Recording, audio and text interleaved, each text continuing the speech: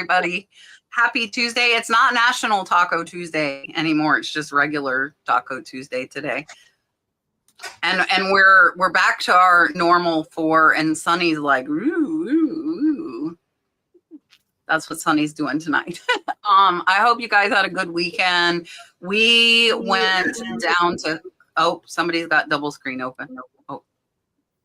How do I know if it's me or not? If you have a separate window open, If or you if you have do, your you just window open, it should mute it if you have your phone on. I'm not sure how you have everybody's your phone on. It's not me. Not me. Are we hearing echo? No. Oh, I think it's fixed. It's fixed. It's fixed. Okay, so we went down to, oh, maybe it's not. We went down to Clearwater Beach with Trish from Liz Perfectly and hung out for 3 days. Had to rush back today. I realized I was hurting from the lovely hotel bed. So I'm having pain. I just took some ibuprofen and Tylenol. Hopefully it helps. And got back and instantly came recording. So I've had absolutely zero break. But we went to the aquarium today and got to see the dolphins and went on a boat ride, and it was fun. So it's me, Dusty says. All right. So I'm Kat, the nurse flipper. I'm joined by my co-host, Sonny, Las Vegas. I almost called you Sonny Picking and Punching. I'm out of it tonight. Below me, we have 2 new guests. I've been trying to get some new faces on for you guys, just because I'm really bad about comfort and bringing on like my old friends that I've known for years. So I'm trying to get some new faces for you guys. Below me is Kimmie, who is also Mama on a Mission, and Catty Corner is Steven Pereira, which he is flight attendant. Good. Did No I say one it knows how right? to say my last name. That was very good. Hey. So I'm going to let them introduce themselves to you. Look, and Rod's in the chat when I'm going to call you his name. Of course he's there. So Rod? He is. And you were punching. What's going on, Rod? I'm going to make Kimmie and Steven big for you guys to introduce themselves, and then we will get your questions. Get them in early for us for sure. So here's Miss Kimmie. Hi, I am Kimmie. I am Mama on a Mission. I have been reselling for 14 years in like a million different ways. I started on eBay, and I currently still do eBay, Poshmark, Depop, and I am a whatnot seller, and I primarily do clothing and shoes, and I'm from Wisconsin. That's it. Wisconsin. You got to say Wisconsin. All right, here's Steven.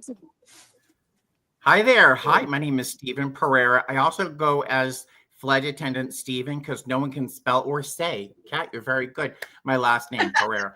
I'm a flight attendant, cat dad, thrifter, YouTuber, just a few things. My channel is primarily just about my YouTube channel. I've got about 11,000 subscribers, and they're the best people in the world. Usually my channel is a little bit of just the day with me. It's where I'm going on my layovers, museums, Goodwill thrifting, a little bit of everything. And it's hopefully like spending a little bit of time with a friend on the internet. And I enjoy my channel. I've been thrifting and reselling for probably about 4.5, 5 years, real part-time. It's more of a hobby, but as life gets a little unpredictable, I'm leaning more and more into it. That's what I can say at the moment off the top of my head. Perfect. So on your layovers, do you go like thrifting in different cities and stuff? Oh yeah. Oh yeah. I will bring an empty bag with me. Thankfully I don't have to go through TSA all the time. So I mean I carried this back on a layover. Big piece of Blanco. So yeah, I usually try to hit a museum. I try to hit 1 or 2 thrift shops when they're relatively close to our hotel, and I find the best stuff all over the country. Yeah, that's awesome for sure. Yeah. That is amazing. All right, let's see what do we got. We got a couple of super chats, it looks like, and a new member. Kathleen Fernway Flipper said, great. Look, she said it before we even did it. She said, love hearing the Wisconsin accent, and thanks for the GRO pack. Yeah, GRO pack's great. They give me some to give away to you guys. Them. Also, printers too. Jaden's gives us printers to give away. I need to message them. Normally they'll be like, hello, do you want to give away something? And I forget to like contact them because they're both great about doing that. So what are we gonna do? I'm gonna do the whale because we went to the aquarium today. Here you go.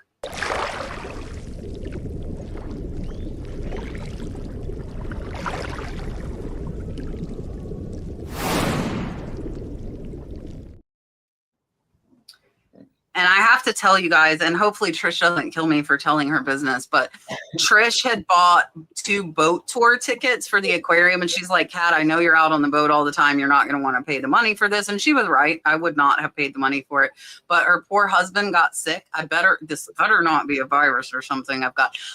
Her husband got sick. And so they couldn't go. So we went on the boat tour. And it was actually really cool. They collected fish because the aquarium does like marine biology research. So we got to like dredge the net and see what fish they caught. And then I got to show you my spotted manta ray there. One of them jumped out of the water right next to the boat, like exactly like mine, the black and white spotted. I was like, that is friggin' amazing. So I was so happy I went on the boat tour because otherwise if Trish didn't get sick, I wouldn't have went. But it was a really, really cool experience. So if you guys are down there, it's Clearwater Aquarium. I brought Brooke for her 12th or 13th birthday. They had Winner, the dolphin that didn't have a tail that they made a prosthetic tail for. She was pretty famous. She's passed away since. So they were very well known for that. And now we found a new favorite dolphin named Nicholas, and he swims upside down all the time. And that's how we know it's him. They rescued him as a baby on the beach. He was sunburned. So he has scars from sunburn. His mom passed away. They rescued him. And he just swims upside down. I'm like, he's quirky. I like him. So he's my favorite little dolphin there now, so it was fun. It was definitely fun. I hate that I only went because Trish's husband wasn't feeling well, but it was a good experience for me, not for poor Trish and her husband. Retro Rose sent a $5 super chat and said, thanks for all the great info and guidance. You are very, very welcome. I'm going to do my octopus now.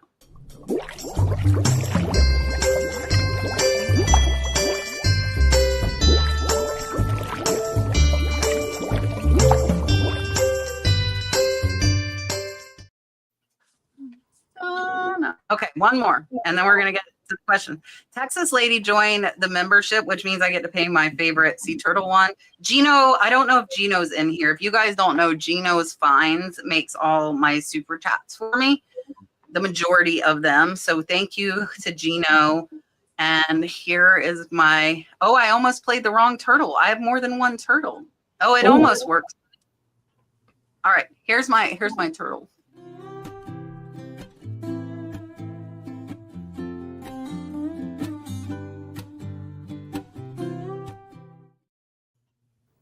Dun, dun, dun, dun. Okay. I'm going to make it tonight. Teresa said, finding value in an item you were unable to find anywhere. How? I had a German incense burner, cow holes, noddle. I probably butchered that. I did real deep searching, found the maker and newer items. I don't see the rest of the question, but I'm assuming she never found that. So if you have something like that, you found the maker and newer items, but not, I'm assuming this one's a vintage incense burner. How do you go about pricing that?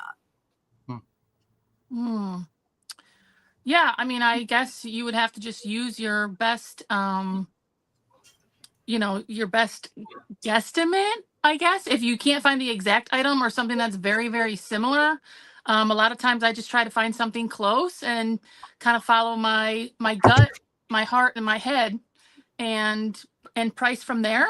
And don't price lower than less than you want to get for sure. That would be my strategy.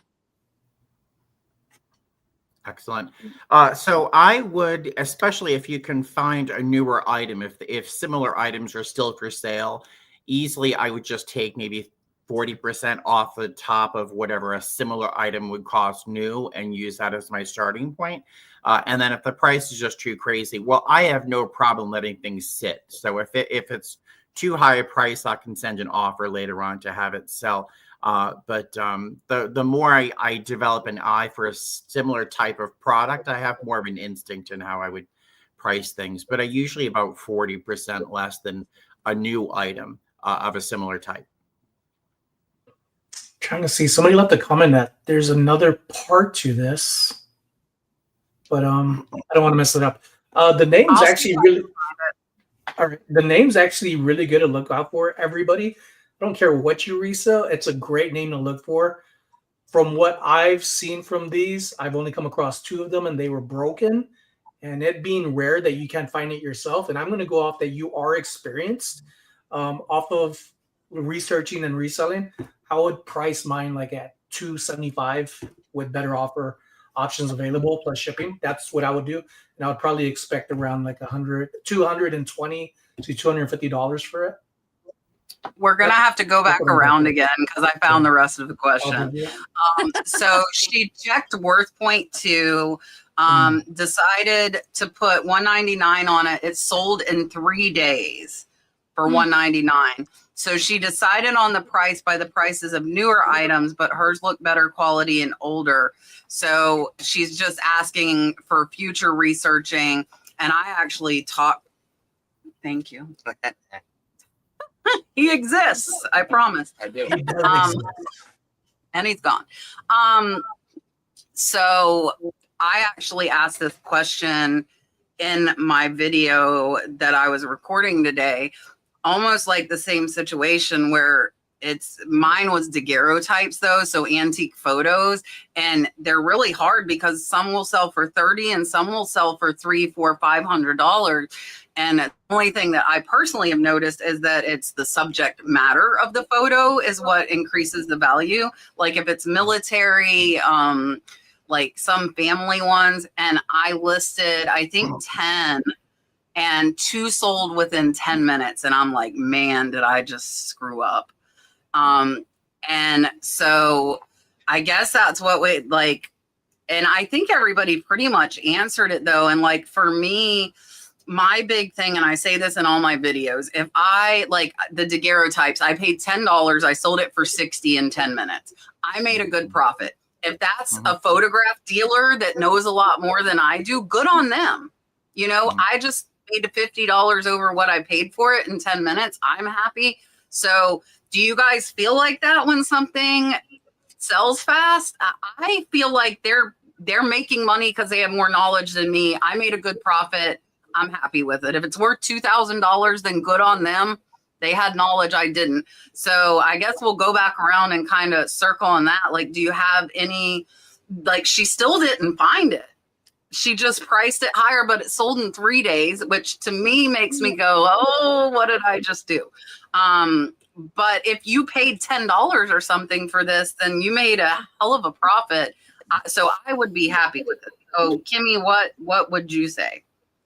Yeah, I would be like basically exactly what you're saying. I mean, 3 days is super quick. I would immediately be like, oh my gosh, I priced this too low. But at the same point, did you just find the right person at the right time? If you did only buy it for $10-20 and you flipped it for $199, I feel like that's a good profit.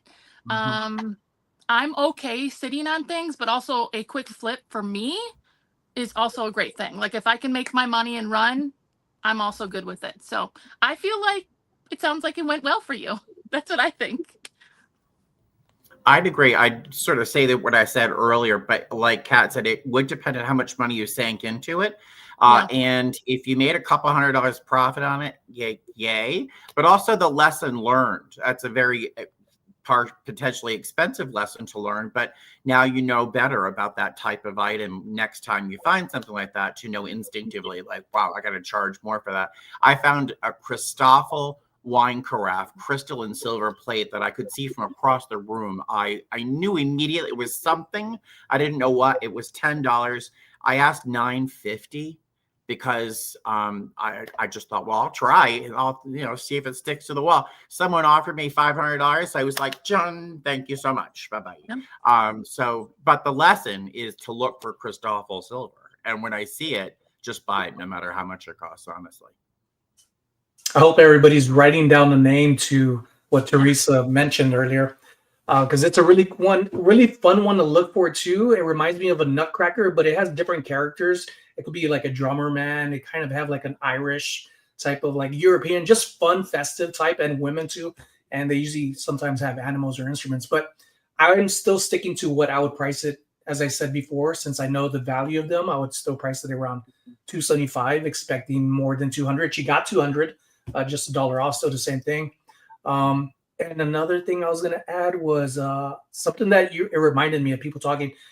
When I first started eBay, I came across this little bitty plush bull rider bull, and I could not find it online, and it kept eating away at me. I had listed it on eBay. I went to bed, and I couldn't sleep. So 10 minutes later, my wife's like, "What are you doing?" I was like, "I got to go do something online."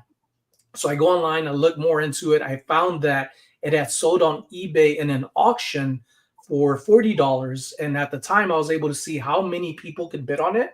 It wouldn't give you their name, but it would say how many different bidders were on there and how much times to bid up. So I changed it from the $40 to $110. Within minutes, I went back to sleep or laying back down, and all you saw was a little alert on the phone glow, and then cha-ching, cha-ching, sold for 110 buckaroos. So with that is just follow your gut. I believe you did. You shouldn't question yourself, and know that we are looking for things to sell as fast as possible, especially high value items. And that's what we're looking for. So don't doubt yourself. Just maybe invest more time afterwards to see more about the topic of what you're looking for. Yeah. And I mean, I think I pretty much said mine. And again, like I don't want to dwell on the fact that like I could have got more. I want to dwell on I sold it fast. I made good profit. Like that's it. Like my 2 daguerreotypes I sold for the whole lot. And I think I had like 15 or 17 in the lot. So now everyone that sells after this is straight profit for me. So, and I was like, is it the same buyer? It was not. That was a crazy thing. I really thought that it was going to be the same buyer, and it was not. It was 2 separate buyers. So, and it's crazy. It seems like they sell super fast or they take like a year. Like there's no in between with them for me. All right. Hey, I had that too. I got your sticker. I got to figure out where I want to put it. I was doing store reviews and saw a gorgeous vintage star Christmas tree topper in her store when I was reviewing it. And I bought it from her. I was like, oh, I'm going to buy that while we're doing store reviews. And she sent me a sticker. So she wants to know, what type of items do you specifically target buying or listing for Q4? Do you add different types of inventory for the season or try to list more? And what's your Q4 strategy?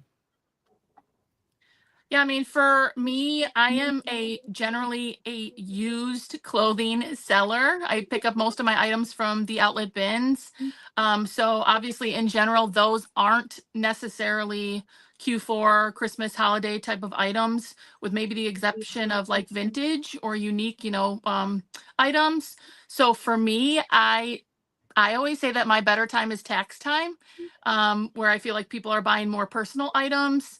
My strategy, though, that's different this year than in past, is that I am now on Whatnot, and I'm gonna do a palette of new items, and I don't know how it's gonna go, but that is part of my strategy this year for Q4. A Target palette. Is your username for Whatnot the same as it is here? It is. Mama on a Mission. Yes. I'm new there though too. I've only been doing Whatnot for 2 months, so complete newbie to that. But trying to hone in on Q4 as far as like more newer giftable type of items. That's what I'm going to try. Great. So I'm in Vegas along with Sonny and Tiffany and Picker Road and everybody else. There's a ton of us here in Las Vegas, and I think Sonny can attest that there really is. It's hard to make a target in Vegas. What the offerings for yard sales and thrift shops and Goodwills and things like that are so random that it's hard to really target any one type of thing specifically. Thankfully, I have developed a really good eye for little old rich lady things. I love candle holders. I love crystal. I have a good eye for a lot of glass. I find occasionally vintage Blanco and Scandinavian glass, things like that. And it's easy for me to see that from a distance. So that's what I tend to target when I see it. I usually avoid wood aisles, metal aisles, plastic aisles. So it allows me really to target a little bit more. And for Q4, my goal is to list more. I've been thrifting more as a hobby, sort of having fun with it and trying to get stuff out of my house because I have so much stuff. But with a direction towards Q4, just listing more of what I already have, which is going to be appropriate and useful for the holiday season, candlestick holders, plates, china, things like that. And so my goal is to really get off my behind and list the things that I know will sell. It's not quite death pile yet, but it's almost death garage. We'll say that. But yeah, that's my goal for Q4. I'm mainly trying to always find things that I'm familiar with, and when I have time, look for new things or categories. I do my best to test myself without using Google Lens, but it's there, and I have to use it because what would be the point of it not being there? It's just you got to be practical. And I'm on a crunch time. I rushed over here from the hospital with minutes to just jump on and let's go. So this year is a lot different for me because I also have a vintage booth that opens up 1 3-day weekend out of the month. And the next time is going to be this weekend, Friday, Saturday, and Sunday. So that's opened up for me to pick up larger, bigger, heavier things and wall decorations. And I am doing really good with that. And it beats stuff that I hated saying before. This is good if you want to ship it, but it's too heavy or big for me and I don't have the space. Now I do. And the amount of money that I'm making isn't always the best there, but I'm always making rent and a little bit more than that. But I've had some really good months at my vintage booth. So that has expanded my business to just open up to something much more than what I was trying to do at home with limited space, which I'm emphasizing in because not everybody has a lot of space to hold on to things for the long run. And a lot of people want to sell things with, I would say 3 months is a good time frame to get an item, get it out. So I am trying to always find small figurines that are named or glass pieces that are named. So that's been my push, is to kind of raise my standard of just common things, which are always good, bread and butter, $15, $20 items, even $10 items now that I have a booth and created mystery bags. So a lot with what I'm saying is that having a vintage booth has opened up a lot of new opportunities for me to sell, and it's doing pretty good. I'm averaging around, I would say, 15 mystery bags in a weekend or 20. And that's only because I haven't made any more. But tonight, after we're done here, I'm going to probably make 20 more. See how that goes for the weekend. LJ wants to know, where is your booth? So I'll let you answer that before I answer. Thank you, Lucky Jesus. That is going to be at the Fantastic Indoor Swap Meet. It's going to be Friday, Saturday, and Sunday from 10 a.m. to 6 p.m. booth V38. So our section inside the Fantastic Indoor Swap Meet is not open any other weekend until we are open. If you try to go and say you're looking for me, because people do this all the time, it is sectioned off. You can't even walk through the booths. So it's going to be this weekend, Friday, Saturday, and Sunday. Sonny, I had to show you these. I don't know if you know them, but these in your area should be, at least somewhat. These are little Acoma pottery miniatures. I would be looking for those. I love them.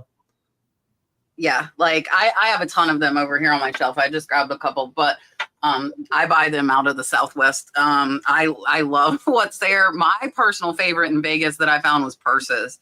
I found purses everywhere I went, amazing leather purses in Vegas that I don't find here. And Phoenix too. The whole Southwest, I think the whole, Southwestern thing. I was all about the purses when I was in Vegas. So for me, I'm just trying to list more. I need to be doing that whether it's Q4 or not. My life has been a hectic mess the last year, and I still haven't found, and I talked about this, but I've been full-time 4 years and I've still not found my footing, so to speak, with a schedule that works with everything I have going on. I feel like I'm always a chicken with my head cut off. So if I could figure it out, that would be great. And I know I keep getting tons of comments. I haven't done thrifting videos in over 3 months now. I want to do them. I just have so much that I'm trying to figure it out. And like with Kimmie saying she's new to Whatnot, a lot of you guys know, like I sold on Whatnot a lot in 23 and 24, and we came back about 6 months ago. And I List Perfectly just made Whatnot available for cross posting. And so now my static listings are going to Whatnot. My new ones I put all on Whatnot, and then my boyfriend Tyler has been helping me to start moving some of my older ones onto Whatnot. And we actually had 2 things sell, and I haven't put a ton over there. One for 60 and one for 55. So static, not live, guys, on their just regular marketplace. I don't know if Rod's still in here, but I still talk to Rod regular, and I asked him because I know he does it because Bindu has been doing it. It's new to List Perfectly though. And he said he sells more on Whatnot Marketplace than he does on Poshmark and Mercari combined. And I'm like, okay, that's good enough for me to say I need to move these older listings over to Whatnot. Because, and like I said, those 2 sold fast. So the only thing for me, like I want a lot of Lemax Halloween houses.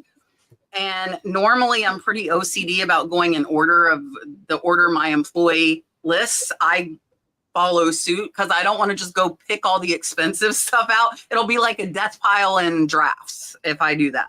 So I make myself go in order. But we were so close to Halloween. I'm like, look, I want these listed today. And I listed them the same day. And I've sold 4 of them, almost all over $100, because I knew we were so close to Halloween. If I didn't get them up last week, I might sit on them a long time. So that was the only thing for me. If I like right now, if I want a vintage Christmas lot, that's another thing I would probably push to the front to get it published right now, or like Thanksgiving things. But other than that, Q4, I'm kind of like Kimmie. I don't really have gift type things because mine are all vintage one-off. I'd have to have, the right buyer that wanted it. So I don't typically see a spike in Q4, and I don't want to see a spike in Q4. I would rather be flat across the whole year than depend on one quarter to carry me for the year. So I'm happier staying. And I do a lot of clothing too, especially when I'm thrifting, because that's about all I find in my area is clothing.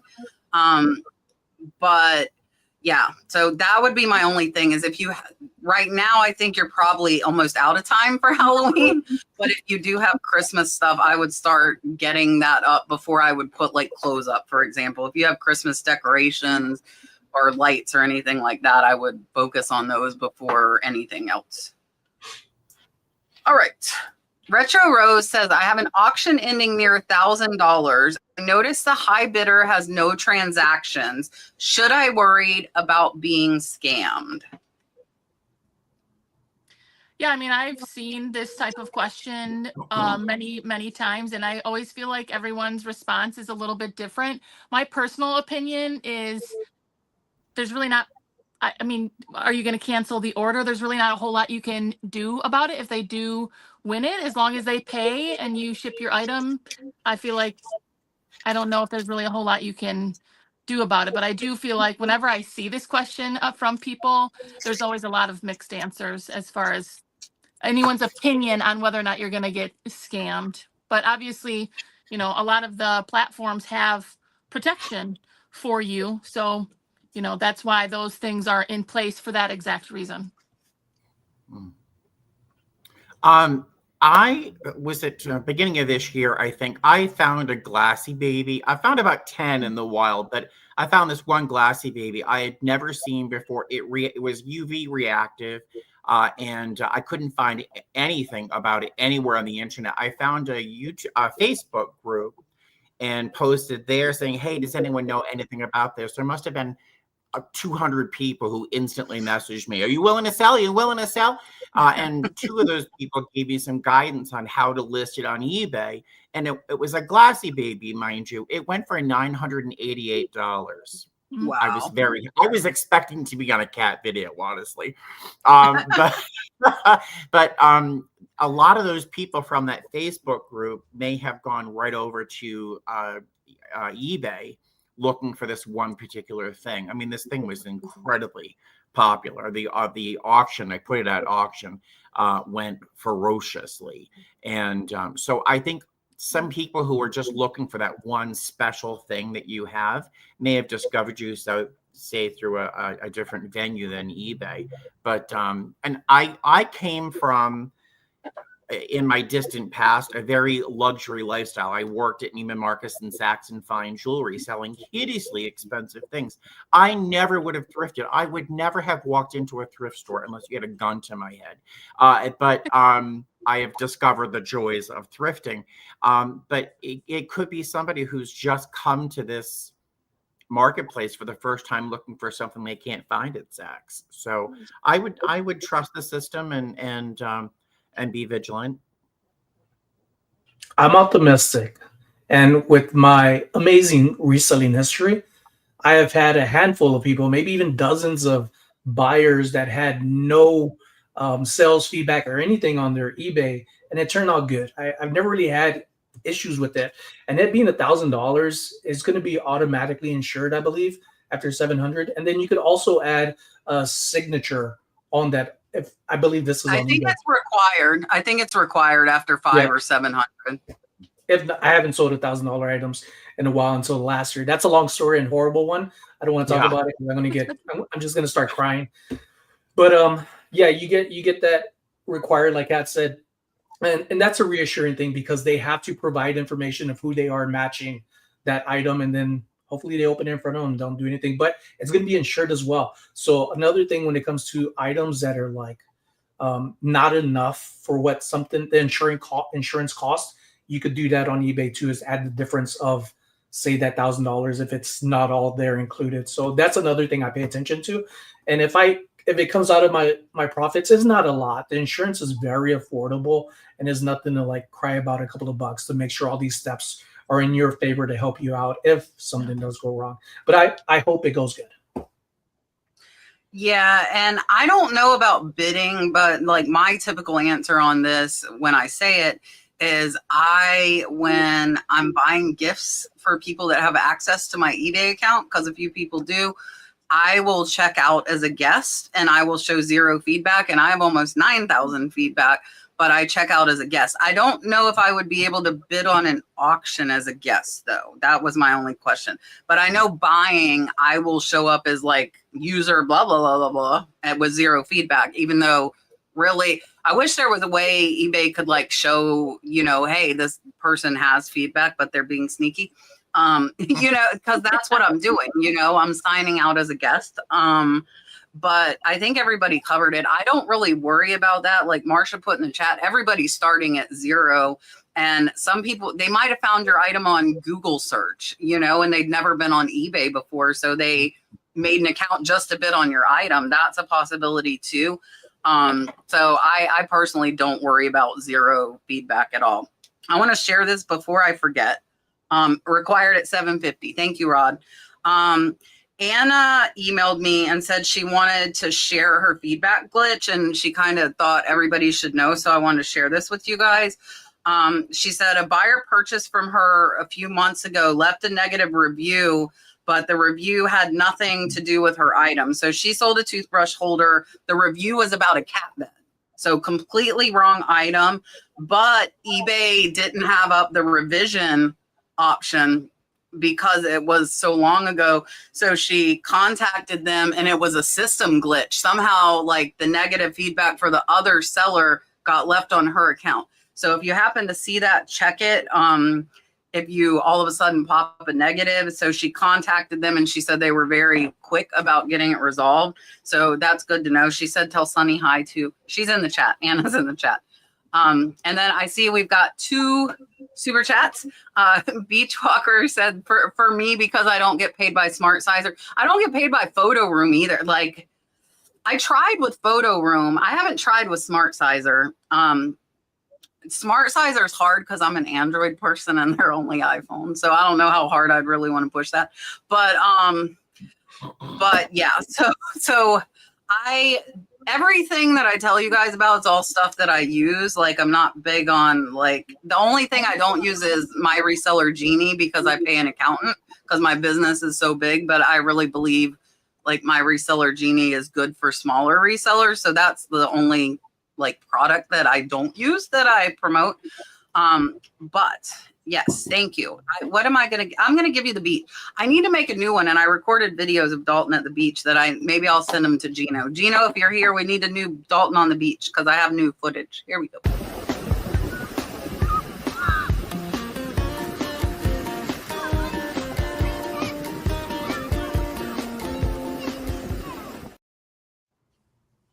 He's still like that. Mom. He's so stinking cute. I can hardly handle it. Really. He is a He's mess. fun in Like, person too. oh, I gotta show you. Yes, he is. I gotta show you guys this. This was so funny. This was today, but they did like the green screen thing. Look, that was today. Oh my gosh. He's such a mess. Like, and I thought that was cool because it was with the octopus. And then look, with the dolphins laying in the hammock. Oh. I'm like, he's all perfect for their photographer, but for me, looks like he's trying to poop. I'm like, what are you doing? Of course. Mess. All right. Karen with the C sent a super chat, but we're going to do her question first. So there's two questions. Well, two parts. Part one, she says she's listened to us talk about vacation, but it didn't stick. So she'll be away for a week. She won't be shipping anything. Her shipping time is 3 days. She's leaving on Monday and returning the following Monday. So when should I start and end putting my account in vacation mode? She said she's not listen, I'm going to tell you, when you're not established enough, that's when you should worry about ill effects, because if you're not, one little ding is going to put you below standard and hide your listing. So you should be more worried about it than if somebody's established. So I want to say that first. So what do you do if you're gone a week? What do you do with your account? Yeah, I mean, I think it really depends. I definitely, to your point, Kat, is if you are new or newer and are establishing, absolutely you want to take that more serious. I mean, we all should take it seriously, but for sure you don't want to start off with some kind of ding. I personally, when I go on vacation, I will set mine away even a day or two beforehand so that I can make sure all of my ducks are in a row. I'll make sure everything is shipped out. I don't like to have to worry on vacation about things like that. That's just the way I do things. So I make sure everything is shipped, everything's gone. I'll set mine for a day before. And then usually when I'm coming back, I'll set it for that Friday or Saturday. If I'm coming back on a Monday type of deal. So then essentially your items get like re-put out there, your vacation gets taken off, maybe you'll get a couple orders. But again, that's just the way I do things because I don't like to worry on vacation and I am a worry wart. So I just try to give myself a little extra time because if I'm going on vacation, I'm going to try to make it about vacation. So that's just the way I personally handle that, is just giving myself a little bit of cushion and not having to worry about anything weird happening. All right. So I am a flight attendant. I am gone from 3 to 5 days, 3 or 4 times a month, all the time. And time away is my favorite thing in the world. I don't even have to think about it. I just swipe. I do choose to start my time away the day before a work trip. I end it the day I'm coming home because I usually have at least 2 days to ship things out. And that's plenty of time. I sell, I don't know, 4 or 5 things a week if I'm lucky. So I'm not overwhelmed and have to take extra time for shipping. But I wouldn't even think about vacation mode. I would just go to time away, just go into settings, look at the bottom, click time away. I allow sales while I'm gone. And otherwise no one would buy anything. I'd be gone all the time. And then, just set those dates. It's super easy. It takes 2 seconds and I'm free as a bird. I often have 2 to 3 days in advance when I mark my vacation, just for my sake. And then I also end it about 2 days after I'm already home. So that way I just get a little catch-up time to take care of it. And if it shows up early in the mailbox, it makes it a lot easier. But another thing with my vacation time, I do I mark it down the dates of days, of course, but there's a note section that you could add in there. And I usually do that saying, I'm going to be away, but I'll answer any questions if you have any, if they see it. And oftentimes I'll get people asking me for items. When are you going to send it? Because they'll still buy it. And I'll remind them there was a little notice. They're like, oh, okay, didn't know, just want to make sure. And I never really have a problem with that. There was only one time that I didn't do that, and I just blocked everything off. I was straight vacation mode, no eBay. It was closed for that time, and I was missing it. I was like, oh, almost like FOMO sales. It's like, because I'm used to getting sales all the time. So I haven't done that since. But give yourself a little bit of time. Don't make it that you're going to ship your items the day you get back, because we all get layovers just a week or two ago. And Steven might see it more than anybody else, like the delays and even canceled flights and people running around. And this is one thing, like Kimmie said, a worry word. We don't want to feel anxious. We don't want to feel rushed. I like to be like in a mellow state of mind. And when things are coming too close, like it really builds me up that I have my shoulders to my ears and I just want to be calm. So I know myself enough to know that I need time for me to adjust during these phases. Yeah, same. So I'm the opposite, and I don't know what true vacation is. I like the past 3 days, and I didn't work a ton, but I was sending offers out multiple times a day from my phone. I listed 10 items over 2 days though. And normally I do like 40 to 50 in a day, in a work day. So a significant amount less, but I did take like an hour. Dalton was in the pool. I actually posted on Instagram. I was on my laptop in a lounge chair listing while Dalton was swimming in the pool, but that's just me. I'm lucky enough, I have employees, so my store keeps running even if I'm not home, that ship out, and like they're still listing things. Like I was talking to Tyler about, I'm like, really, I could probably go away a month because I could buy on high bid, have it shipped here. She would get it. She would list it. I can price it and she's shipping it. So I really have the freedom. If I wanted to, I could leave for a month and everything would still run smoothly here. Which is a nice thing. But before that, when I didn't have that, I would use time away. And somebody was saying they didn't know about time away and vacation mode. Time away, you can use up to 14 days. And I would recommend it. I agree with Sonny. I always put the note, but I also try and message the buyer separately just to make sure, because some people don't read, even though it's in a big banner across the top of the listing, seller is away until XYZ. And I'm like, hey, I'm gone until next week. If this is a problem, just let me know. I'm happy to cancel it. And I've had one or two that, they're like, oh no, I do need it sooner. Please cancel. And then I just cancel, buyer requested. No problem. I'd rather be proactive contacting them versus them not knowing. So I do try and do that. And Linda made a really good point. I wanted to put this up. If you send out offers before your time away or vacation mode and they're accepted, they're not included in your time away and they're going to be required to be shipped. So be very careful, like 48 hours before you're leaving, do not send offers because those aren't going to be caught in the time away. So be very, very careful about that. All right.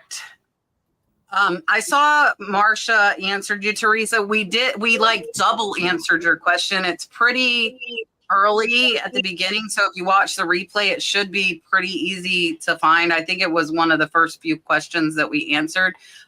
So you could even do it now if you wanted and rewind to the beginning. And I think you'll find it pretty fast. I'm going to do Sonny because I haven't done Sonny yet. And we all like Sonny's hair. Here you go.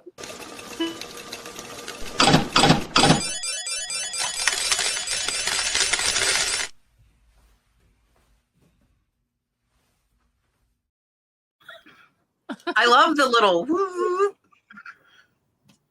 Yeah, when Gina was like, send me a video, and I'm like, I did another video, and it was like, it's too grainy, Kat told me. Kat was the middle person in this. And I was like, all right, let me do it again. And I was like, do you do the same thing or something different? It's just so weird. I get in my head a lot, so I'm just like, look like you're bored and just whatever. And I'm glad Kat likes it. It's her show. Gino just tells me like, I need a video of this. I'm like, okay. So okay, I was like, okay. Nobody questions Gino. You just do what he says. Yeah, you just do what Gino just helps do us it. so much. We just do what Gino says. Respect. Oh, this is a good question, I think, since we have Kimmie here and Kimmie does Depop. So Linda said she's thinking about adding Depop as another platform to sell on. I've heard good and bad reviews. So any thoughts, tips, or tricks for making sales? She would mostly be listing vintage teas. Yeah, I've been on Depop for almost 2 years. I would say if you have vintage teas, that's absolutely a platform that would be really good for vintage teas. I would say we call them the T-shirt bros at the Goodwill outlet bins. Yes, I think And everybody calls them that at they all of all- the Goodwill okay. bins. So I'm Yeah. not offending anybody. The Universal. T-shirt bros, they talk about Depop all the time, and that's one of their main platforms. So if that is the item or the items that you're going to focus on, I do believe Depop is a great platform for that. Most of the time, the negatives that I hear about Depop is that they don't have a system in place when someone sends an offer that they automatically pay. So you can accept an offer. I've accepted hundreds of offers on Depop and they never pay. And that is like the number one complaint is that my notification feed is literally you accepted an offer, but they never paid. You accepted an offer and they never paid. So if you do go on there, I would say be prepared for that. The other thing though is Depop's fees are super, super low. I think it's like 2% and like a 30-cent transaction fee. So Wow. when I do sell, yeah, Depop is super low as far as the fees go. So when I do sell something, say for $20, I get like $18.50 from it. So the positive, of course, is that you get a lot instead of like the 20% fee on Poshmark or eBay or wherever. And I use a cross-posting app. So for me, I'm a little person. I only have 1,500 listings, but to cross post on Depop literally takes me like 2 minutes. So if I can make an extra 40 bucks, 100 bucks, whatever, it takes me seconds to cross post. And so I feel like it's a good third option for me. I'm eBay, Poshmark, and then Depop, and then whatnot. So that's what I have to say. I only hear about Depop here when I don't hear about it elsewhere, and I think Kimmie just talked me out of trying it. Honestly, I am a lazy AF. I stay on one platform. I'm fine with my fees because I price my things accordingly, so I don't have to worry about fees or making an offer. And I don't sell T-shirts for the most part because it just seems like too much work just sourcing them in thrift shops. I don't have that time. I need to walk through an aisle of clothes and just be able to stop, grab. T-shirts, too much work for me. Steven reminded me of why I don't do apparel anymore as much. And the reason for that is because here at, say, Goodwill, their prices for T-shirts are around $7 now. So I often find 2 figurines of any sort, marked or not marked, for about $2 to $3 a piece, and I could get more for less and know that I'm going to sell it faster. But I still look for apparel. I did apparel for 4 years, and it wasn't just vintage apparel. It was all types of apparel, especially women. So with Depop, I was on Depop for a while and I got off of it. I didn't have very much trouble with people doing so many comments or messaging of like offers and stuff to buy it. I did pretty good on it. I just didn't find enough at the time to continue finding those types of like vintage T-shirts and hats that were selling. And during that time, I was manually cross-listing, not using a cross-lister program of some sort. I was doing it by myself, say on eBay, and I was doing better on eBay. So I just ended up getting rid of Depop because I found it to be more convenient and time-saving to invest more on items on eBay than on a separate account, which is why I stopped cross-listing altogether.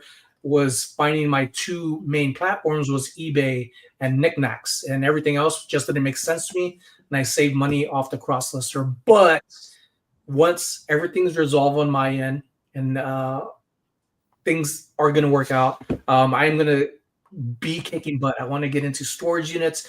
I'm going to definitely be looking into cross-listing back to List Perfectly. I love them. I'm friends with all of them, and I could reach out to them just like you can. And if you have any issues or questions, they're pretty prompt at answering everybody privately or in a post on their platforms, either on Instagram or Facebook. So Depop, not for me right now, and maybe not in the future because other platforms to me are better.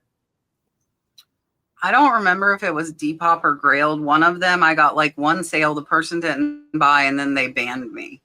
It was one of the two. And I'm like, what the heck? And then they reached out to me. I don't remember if it's Depop or Grailed. They reached out to me because they like wanted me to promote. And I'm like, I think I got banned from your platform. Like, I don't think I'm allowed. I'm like, I had one sale and then I was banned. I never did anything else. And I don't know what I did. So like, funny. I really did nothing wrong. The person never paid. I never shipped. But I don't do, most of the clothing I find is not overly vintage or like trendy enough. I feel like it would do good on Depop or Grailed. When I used to do a lot of hats, that probably was a good option, but I haven't been doing a lot of hats in a long time. So I haven't worried about it. And I feel like adding Whatnot static, I'm hoping will be really, really good. That's my newest, I'm hoping. But yeah, so I have nothing to say. I have a black kitty too. She's out front. I don't want her to, she's like overly lovey too. We've had her for 12 years. They want to know what the kitty's name is, Steven. That's Buddy.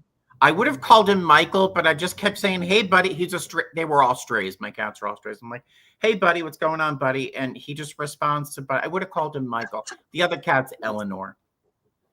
Oh, that's funny. She will not make an appearance. I'll light the too bright in here. Our dog is Buddy. He is. Listen, Brooke comes in. There's no privacy in my house. Okay, I have to say that. Brooke is 23. Dalton is 7. They come into the bathroom. It doesn't matter if I'm going to the bathroom, if I'm taking a bath, the children just pounce into the bathroom. So I'm going to the bathroom, and here comes Brooke and Buddy. Look, we have matching sweatshirts, Mom. Brooke brought her and Buddy matching hoodies, and they came into model while I was going to the bathroom earlier. Yeah. So, all right. Catherine sent a $5 super chat, Catherine DeLeo, and said, if you're bundling or lotting up non-related items to put in one posting, which items do you use to fill in the item specific information about? Lotting up non-related items. I'm thinking like junk drawer. So you might have like men's jewelry, and then maybe there's, I can't think of what else would be like pocket knives. That's totally different from jewelry, but it's kind of similar. Okay. Because I was going to say, I don't normally lot up non-related items, but if I do lot up items, I usually focus on the one that I think has the most value. I mean, you definitely never want to, mislead your customers, but if you have the one that's worth a little bit more, and then you're just kind of throwing in a couple more as like a bundle package, then most of my item, my title, my description would kind of focus on that, and then put in the other lotted items as, like kind of a secondary thing. Cause you want to pull in those customers for, really the item that, if that's the case, that might have the most value or bring in the most people. That would be my strategy. It's been a long time since I've lotted up anything. 1,000 years ago, I was a makeup artist, and Kat, you've been looking awesome.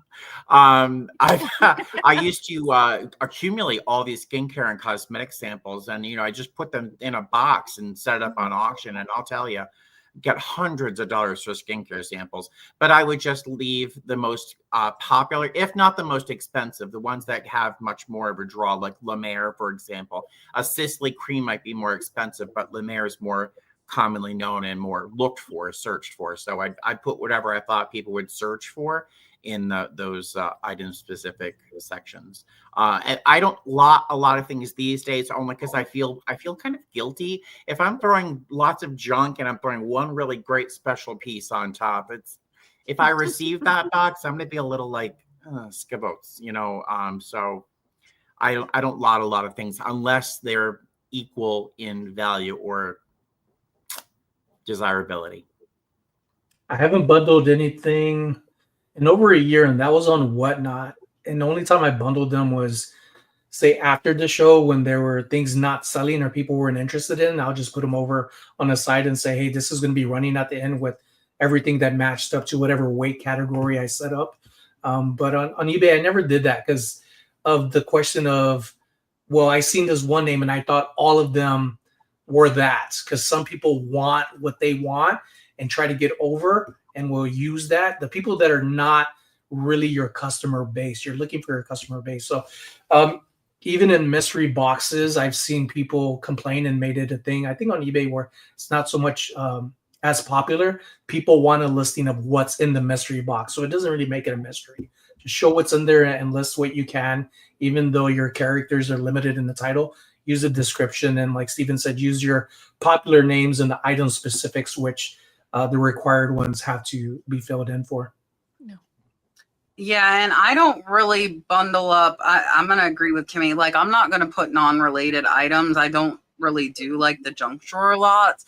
My bundling has started consisting, like, I do the dollar clothing. So I have a ton of dollar clothing stores near me. And I don't want to sell $15 like shirts or shorts anymore. So I only pick them up if I find at least two. So I'll bundle, and it'll be same brand, same size. The only exception might be like scrub tops, because a lot of nurses aren't going to care. And so if I find the same size of scrub tops, those I will lot up together. So for me, I'm not going to lot up non-related, but if I did, I'm going to agree with everybody else. I'm going to fill in the specifics with what I think is going to be searched for the most, because I want people to find it. I'm not going to lot up. It's harder to find a buyer if they're not related, unless it's a really, and I was going to say, unless it's a really good reselling lot, but even with that, it could be like all electronics or, all clothing or something like that. So I feel like that would still be related in some way. Oh, I didn't do a thing. What are we going to do? Oh, I have to do the kitty one because we have the kitty tonight. Here's a kitty cat.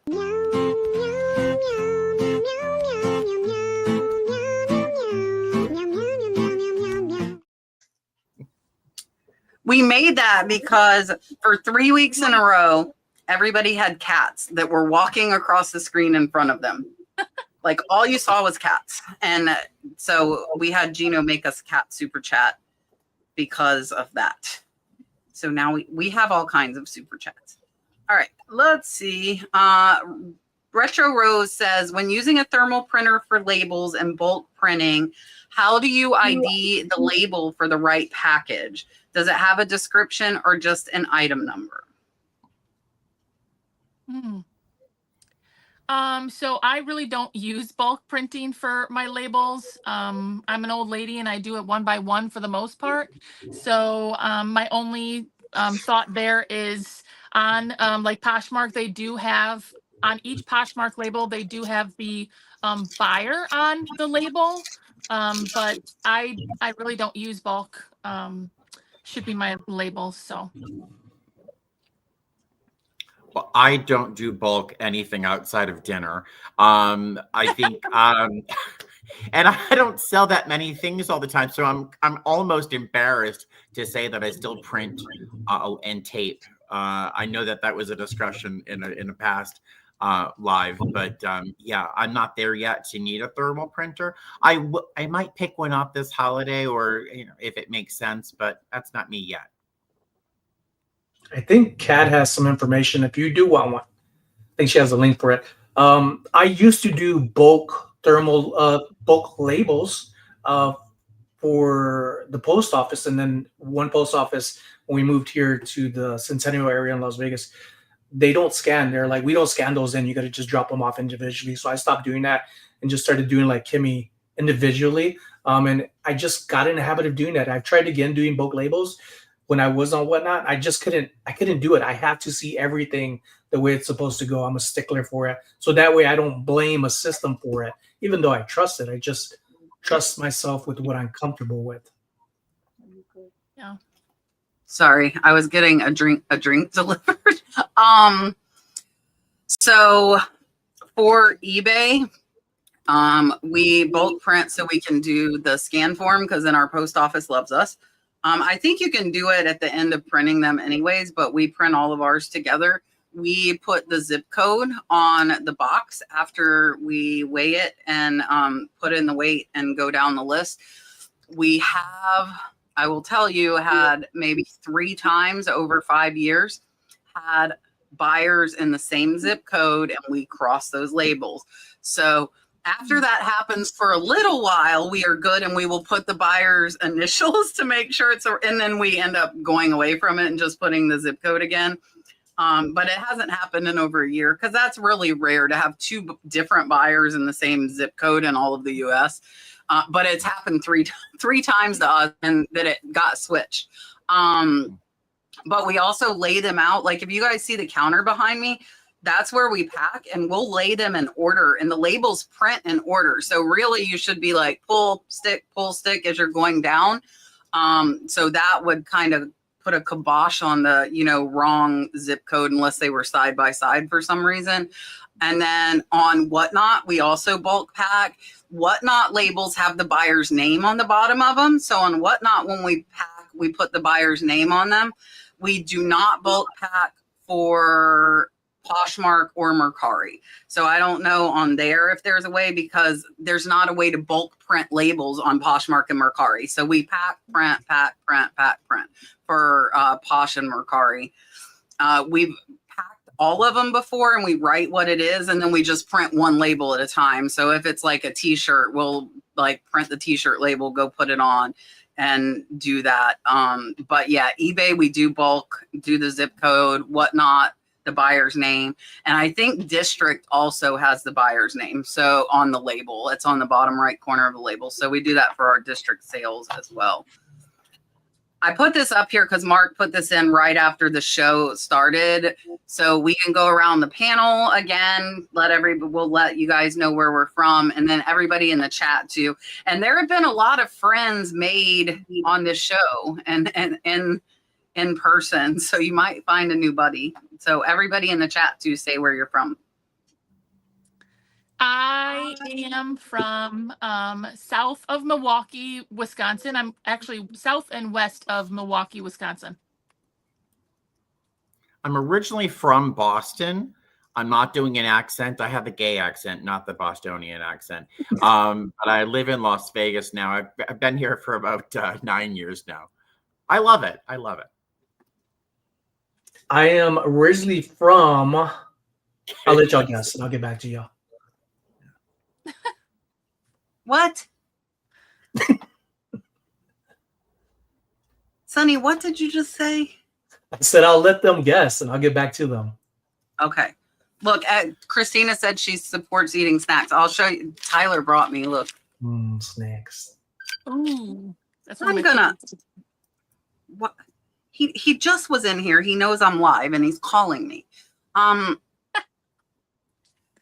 I was born in Gainesville, Florida, and I was raised. I drove around the country with my parents until I was 5 because my dad was a construction superintendent. So we traveled around in an RV until I had to go to school. And then I grew up in Jacksonville, and I'm in Chiefland now, which has got 2,300 whole people in the middle of nowhere.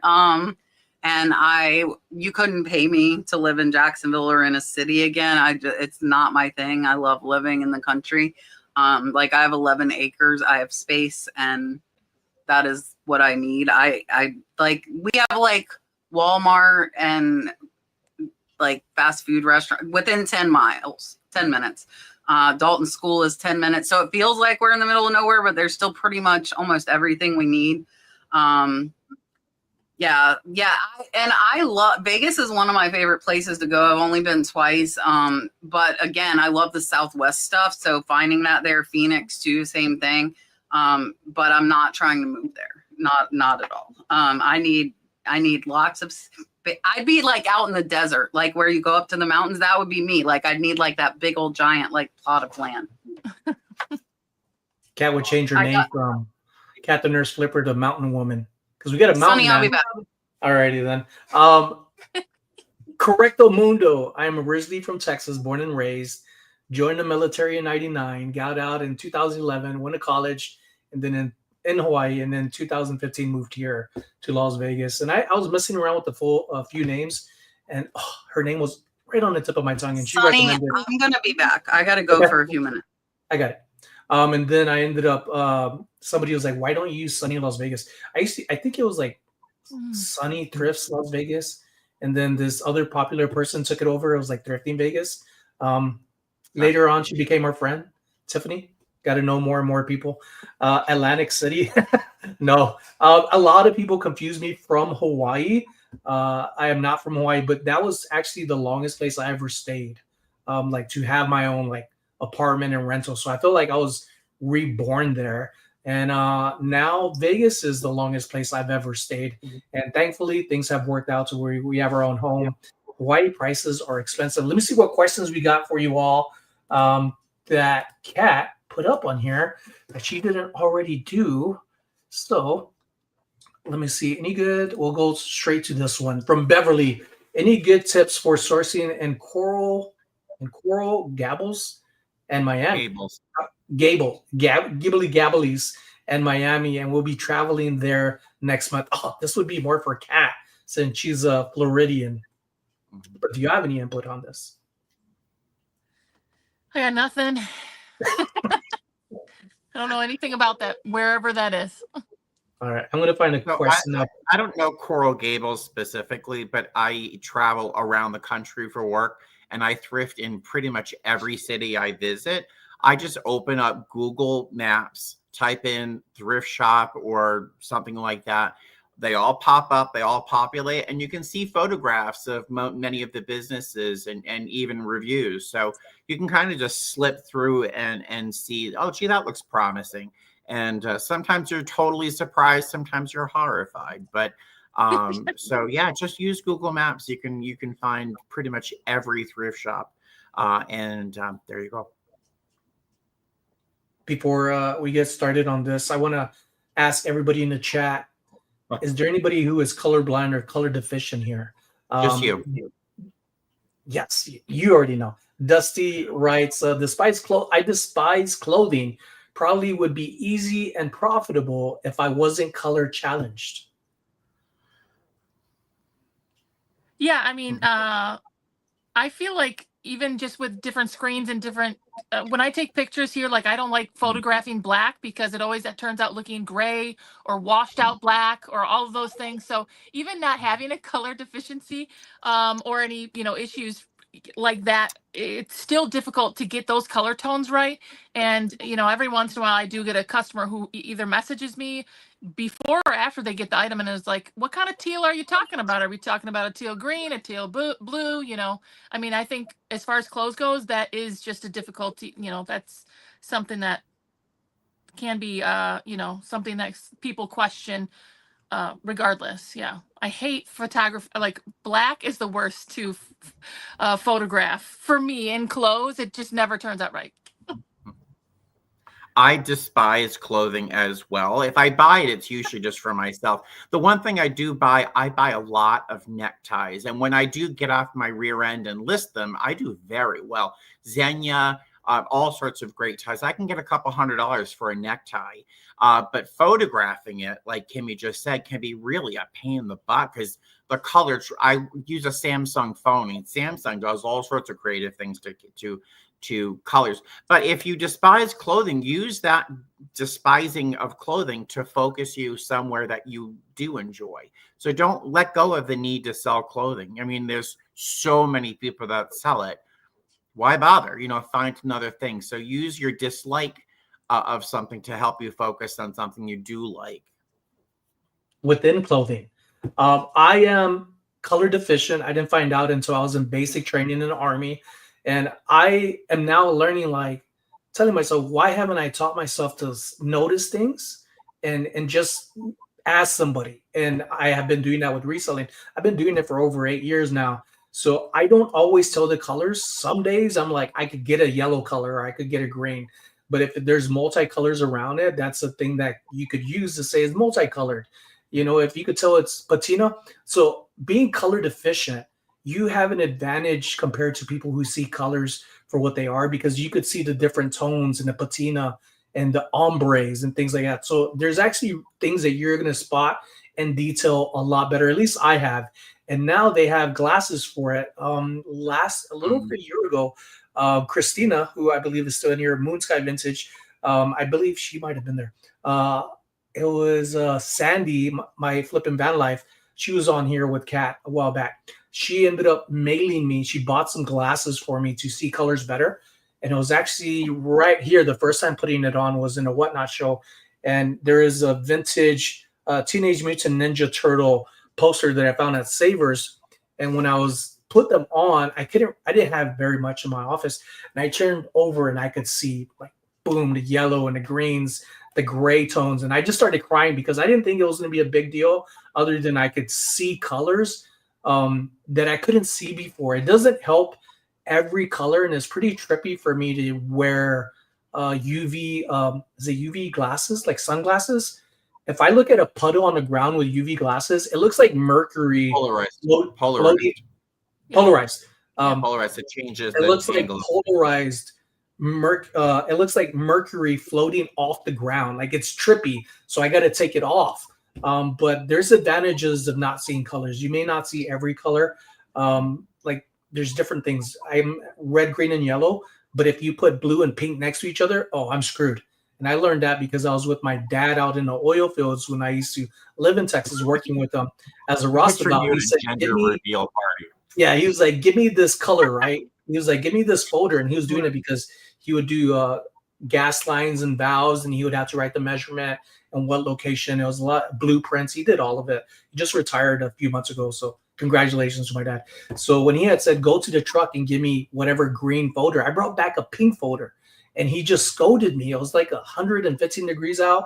He probably thought I was messing with them. And I'm like, what are you talking about? This is what you asked for. He's like, not that one. So I just went back to the truck and got everyone. So being colorblind with that, there's a lot that people aren't aware. And sometimes people that are colorblind aren't aware. And I could go on and on about being colorblind and discovering it in my when I was 18, when I joined the military. But there are glasses for it, and they're not too expensive. Use that as a goal to resell, to afford some classes that work for you. And there's different things of what to look for. So that's one thing that I'm including in this is when I do reselling, I like to have a goal to set out for and push myself to go for that, rather than I got the money in my pocket for what I want. I want to continue reselling, be every avenue that I have to buy something for. Like, in the near future is going to be hospital bills. So that'll be my goal to take care of, and it'd be on my own because I have that control. Let me find another one. But if y'all want other things to add, my flipping banker, do you all sell or even buy mystery bags? And this goes for everybody in the chat too. Do you all sell or even buy mystery bags? Could you give us an idea what you put into the bags and how much you charge? Thank you for the idea, Sonny. But this could be questioned or answered by y'all too. I personally don't sell mystery bags, but I will say that a thrift store by me does do the mystery. They like sell them, so I buy them. And most of the time I don't really enjoy them personally. I'm someone who likes to invest my money in things that I know. I guess I don't like the mystery of it. So that's just me. If I'm investing my money in things, I like to know what it is. So it's not, I guess I'm not much of a gambler because I don't like to do them just personally. It gives me anxiety. So that's me. I am always shocked that mystery bags sell, honestly, because I know what I like. And if I paid $10 for a bag of what I perceive as crap, I'm going to feel really ripped off and irritated and become a toddler. So yeah, I avoid. I'm not a gambler either. I live in Las Vegas. I've gambled once. I lost $19.44, and that was it. Thank you very much. But no. But Sonny, you do very well with your. But you have those fun little stickers, the little emojis that make it very like tempting. What do you put in those bags, or should you tell us? No, everybody should know this. So everybody in the chat, when you come across mystery bags or have you seen them, what color are they to you? And the reason why I'm asking that is because you have to be a little different at times without reaching so far to it be too much to be different. So I was looking online and I thought, man, I got all this stuff in my office and my garage, and I don't want to take the time to list them individually. And I know they're worth money. Why not give that, like, pay it forward in a way? I'm still going to get a profit off of things because I bulk buying a lot of stuff. So I ended up finding, doing a little bit of look-sees on, Marsha, are you coming in? Oh, your Marsha's coming in. Okay. Yep. I can't see the screen though, so. Okay. So I got a mystery bag. I got mystery bags off of Amazon, and I found yellow ones. So I was looking up like fun mystery bags, cool mystery bags, whatever keywords would pop up to find something different. And these were actually called gift bags, for like party gift bags for little birthdays or whatever have you. And they had emoji faces on there, and I thought that was cool. And they're also yellow, so it stands out compared to your vanilla or khaki brown bags that people have, and they seem to be the same. Purple, it's purple. See, point example. So, but it's different. And if you look at everybody, like, how can you be different without being too, like, having to do too much for it? So I ended up finding them for like $9, I think $20 or $9, $10, whatever, on Amazon for around 50 something of them. And I thought that's really good. And they tear really easily. Things to consider when doing mystery bags, actual bags, not mystery boxes. People will grab them and squeak right here. This is what some of them look like. You make them very appealing. Emoji faces. So people literally grab them and they start doing this, and you're like, oh my gosh, now you got like a wrinkly bag. You gotta imagine how many people do it. So I have a ton of stuff, literally, and I started making sure. I was like, what's a good amount of items to put in? Because sometimes these little vintage film, like little vintage Kodak, like an 1.5 by 1.5 little photo, I have thousands of them because I got them off of Whatnot. I thought that would be cool and support the person on Whatnot, and also use it for mystery bags. And I put like 5 or 6 of them inside the bag, and that's still counted as one item for me. I didn't count that as, oh, you got 6 items. So I have a total of 6 items or more in each bag, which you want to know because people will ask, what can I expect from these mystery bags? So I just say majority of them are all vintage, except for some bracelets that I have that are retailed at $25 to $30, and this is still a $10 bag because these are things that I've bought in bulk over time, and I want to make some money and get it out the way, and I just put it for $10. And I do want to do bigger ones, but I also know these $10 items, like a package, sells a lot faster than people wanting to spend more. Having a vintage booth, people want to get as much as they can for less. Who doesn't? So there's different things you want to play with. Do you want to have a bigger box for more value that people may buy and then be disappointed? Like Steven says, you have to know what you're selling is going to be worth it and exciting. And I've had kids open up bags in front of me and come back because I've only had them for like 3 months. I think this coming up weekend now. And the 2 other weekends, I've had people come back and say, these were really fun. I had one the month before when I was there, because I wasn't able to do it last month. Friends stepped in for me to take control of it while I was at the hospital with my wife and our baby. So people came back the next day, from Friday to Saturday, and said, I want to buy more. And they bought friends. And these were adults. These weren't just kids. So I had kids, 20s, 30s, up to grandparents buying them, and also buying them for their family members. So have fun with it. Make sure it's worth selling. If you opened up your own mystery box, would you be happy with it, our bag? That's how I think about things. Mm-hmm. Let's try this one. Ellen McDonald, what clear bags do you suggest using for storing linen and clothes? Where do you get them, and what size do you use? This goes for Kimmie.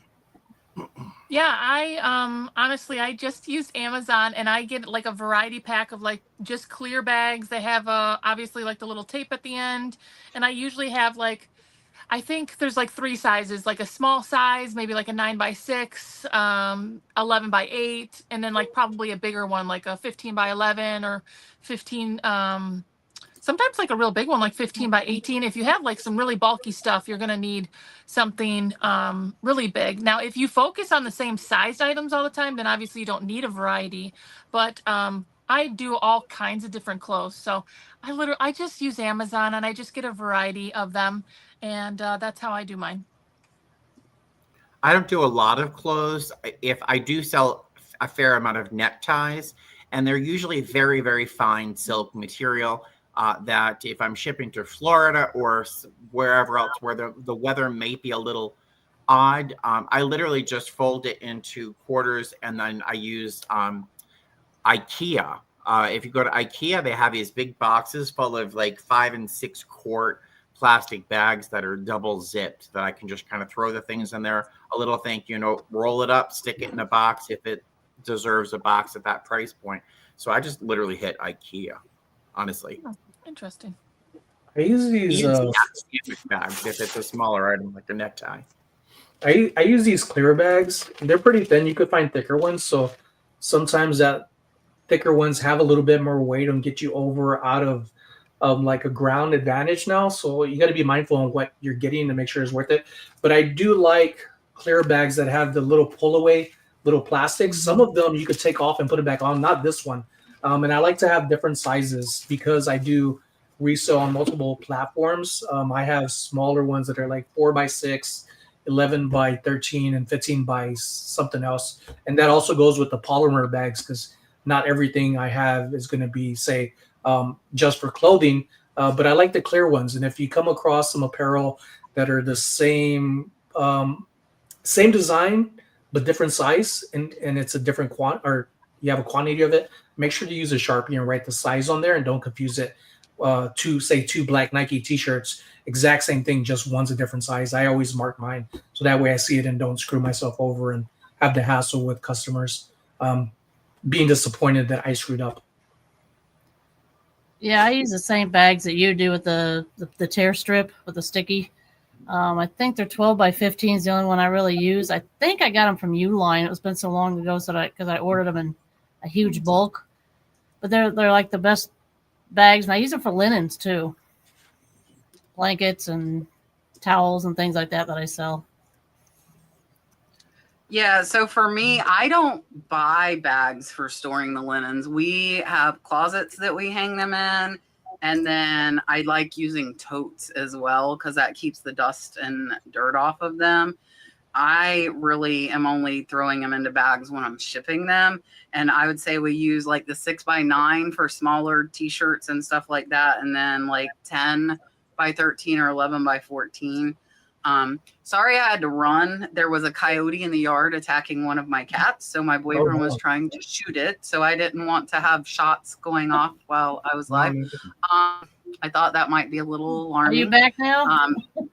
I'm back, and I wanted to go inside with Dalton too because I knew Dalton would hear shots, so I didn't want him to be scared. But now the coyote is gone. We think we got it, and I brought all of the animals inside of the house early because we normally don't bring them in until we go to bed.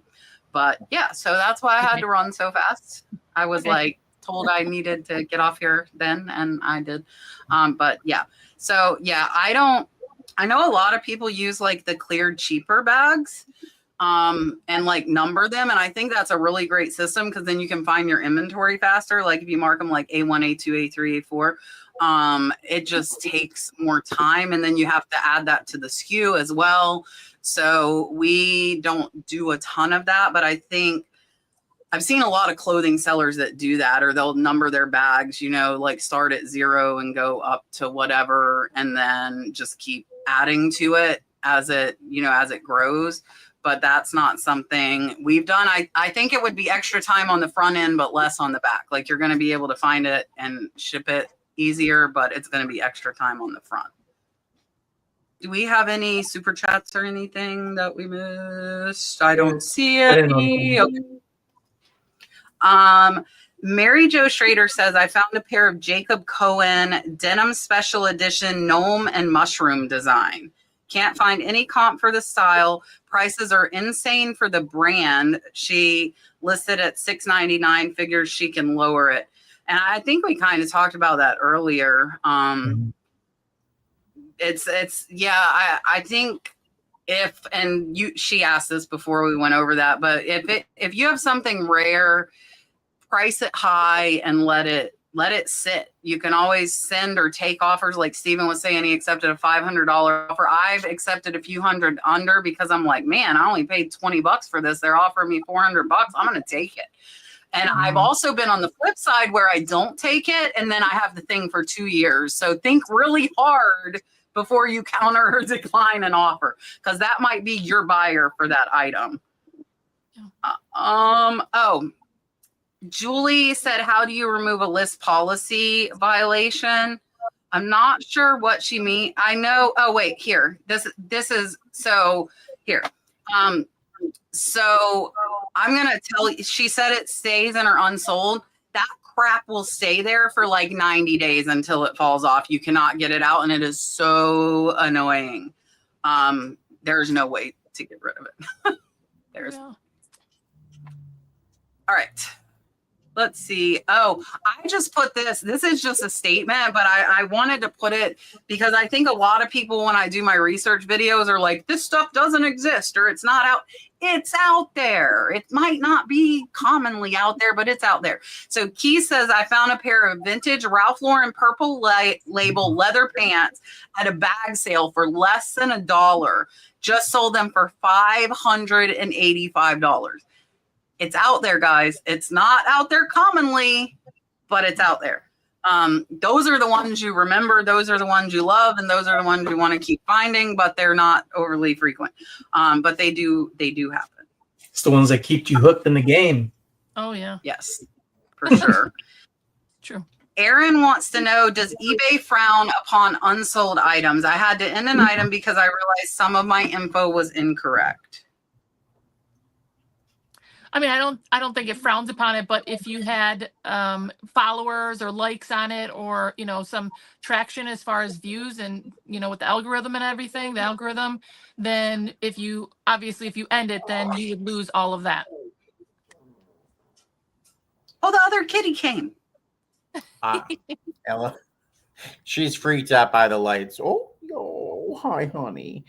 Does eBay frown upon old site? You know what? I have had things on my on eBay for 4 years, and I've occasionally gone unsold. It doesn't seem to have impacted my sales. So, yeah. When I have the time, I do look at my listings to see if there's anything I change.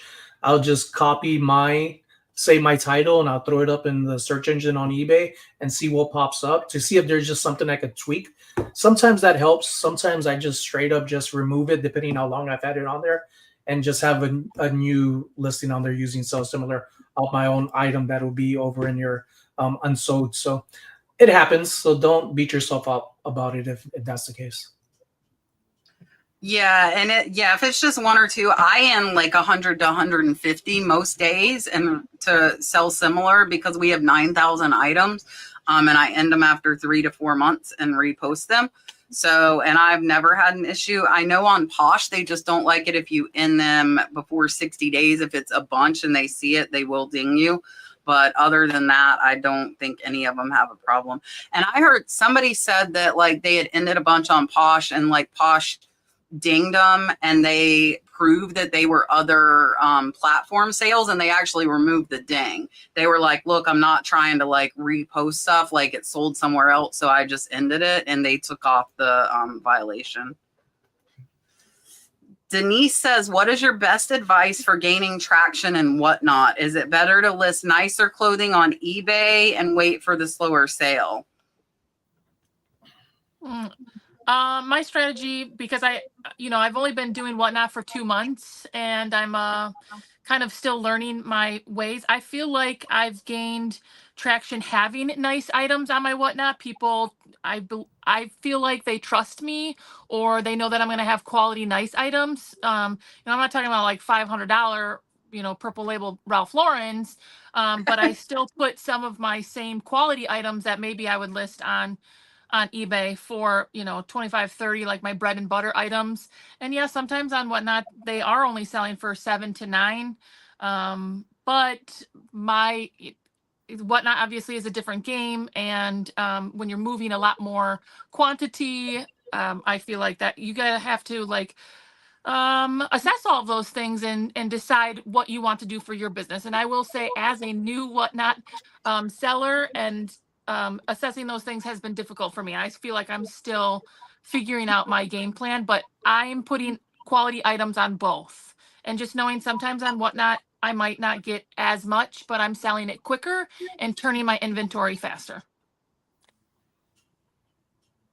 I don't sell on whatnot. I've been there a few times, and every time I see a different seller, there's so many different styles of basically panning shelves to showing this and yelling. I'm like, and then there's music on every other one that just is like I can't. So I avoid it. Although I am curious, I keep hearing more and more about static sales actually improving there. So maybe if I get tired of eBay, I'll try out whatnot. But for now, I'm sticking with my eBay. I have two, believe it or not, I have friends. They are TikTok friends. I just want to let you know I got some friends, okay? Some real people. I can hustle all day. Chad and Bearded Thrifter. I just don't know his name. But they are promoting themselves on there. They work together. I found them on TikTok. Been following them. Great couple of guys. They have their own pages on whatnot. And yesterday I was on theirs, Bearded Thrifts, while I was on at the hospital, and he says it out loud. So does Chad. And what I'm saying with this is go on these two guys and support them, even just by hanging out and saying, hey, hi, hello, Sonny Las Vegas sent me. I'm a new reseller. What they try to do is get new resellers in Ray trains at least once a week. And they try to get all the new people, and they got a pretty big following. So you could do a lot by yourself, and you could play the long game, or you could be a genuine person and support other people and tell them, because they're going to ask you, any new sellers in here? We're looking for new sellers, and we'll get you in. You got to imagine people with big platforms. There's going to be a list. So it might not be tomorrow or next week, but it's going to be worth it to get your name familiar in these live chats, just like here in this live chat with Kat doing it all these years, how many names she recognizes and how many names I am recognizing come time and time again. So that is part of the community team efforts and what you're trying to do, not just support people, but support yourself by showing up. Yeah, I think the best advice for traction on whatnot is going to be consistency. I think it's the same key with YouTube. Like you're there we're here every Tuesday at 8. You're there every Wednesday at 6 or something. And I'm lucky I have a social media following, so it's really hard for me to kind of give input on this kind of question because my situation's a lot different than, like regular people. But I tell this story every time something like this comes up. I had a viewer who was doing her first sale. She had amazing Trifari. She had Hobey. She had Shriner, like all of your top names of jewelry, of vintage brooches. She had cataloged them. She had photographed them. And I watched this woman do $2,000 in less than 30 minutes. It was her first show. And I was like, holy smokes. So there's a couple of ways. You can put that high dollar. She started them low, but she had cataloged them. They had the title in. So those collectors search for that stuff. They were waiting for her show, even though it was her first show. She had good pictures. She had good titles. She got good money for that stuff. So if you have really good stuff, you can do it, but you're taking a chance. That was just like, to me, I was like, holy smokes. Cause I was like, oh, I'm going to go support her first show. And I'm like, this woman's like blowing me out of the water, but she had the inventory I don't. That, everybody really wanted. So for me, what I do with whatnot is my price point is $50. If it's worth $50 or more, I pull it and I put it on eBay. If it's $40, I'm going to run it on whatnot for $3. So I'm giving people really good deals. Scarves, jewelry, whatever. If it's under 50, you can get it for $3 from me. And that's just because I'm trying to get my average sales price up. So if it doesn't hit that point, it hurts sometimes. I know it. So now I'll tell you, if it's a $40 item and really popular, I'm going to put it on eBay. If it's going to be a little bit longer, I'm going to throw it on Whatnot, and just get $3 or $5 or whatever.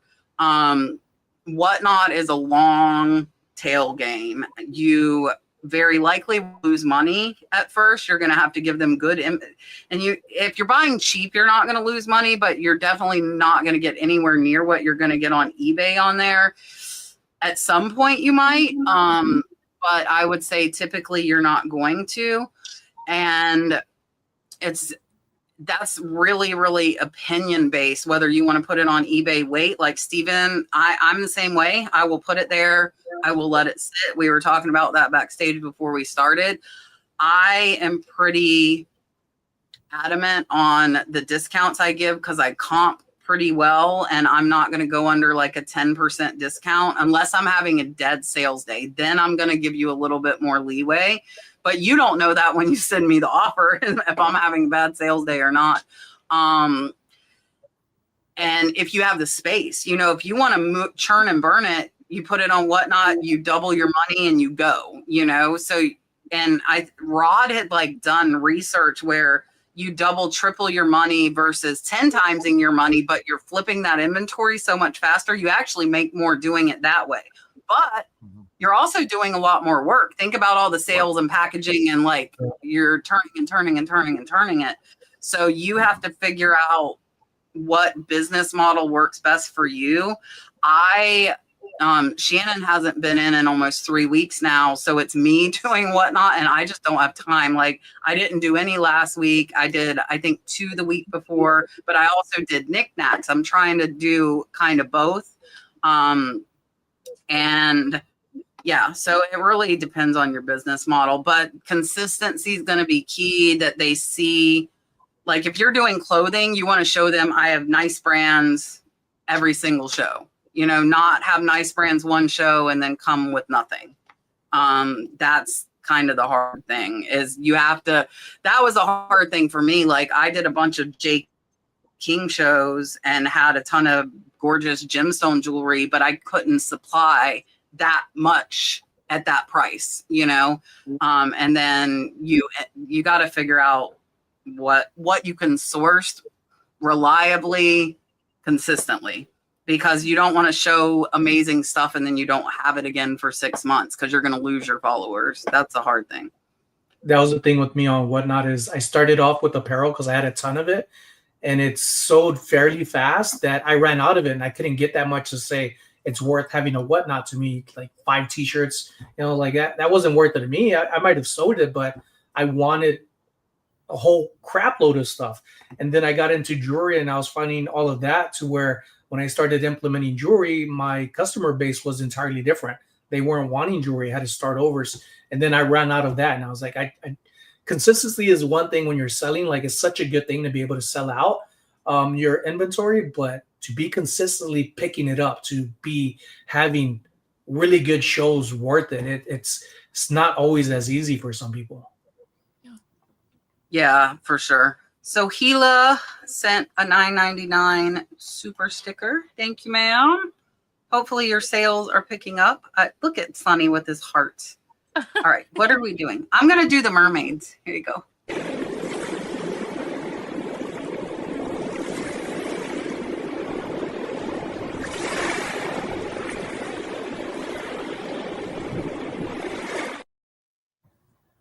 And merman. I always forget. Yvonne yells at me because there's a merman in there, and I always forget. Oh, I've always noticed. gotta notice the merman.